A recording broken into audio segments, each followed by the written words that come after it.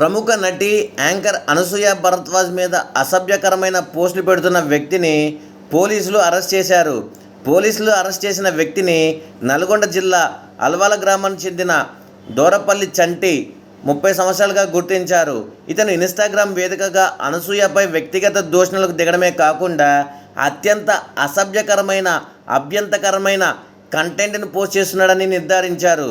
గత డిసెంబర్ 2025 నుండి నిందితులు అనసూయను సోషల్ మీడియాలో వేధిస్తూనే ఉన్నట్లు బాధితురాలు తరపు ఫిర్యాదులో పేర్కొన్నారు.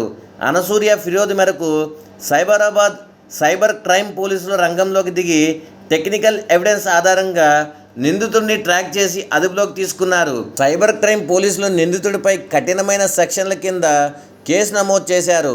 భారతీయ న్యాయ సంహిత BNS సెక్షన్లు 75, 79, 336 (4), 351, 356, IT చట్టం IT act section 66E privacy ఉల్లంఘన, 67 అశ్లీల సమాచారాన్ని ఎలక్ట్రానిక్ రూపంలో ప్రసారం చేయడం వంటి సెక్షన్లు నమోదు చేశారు.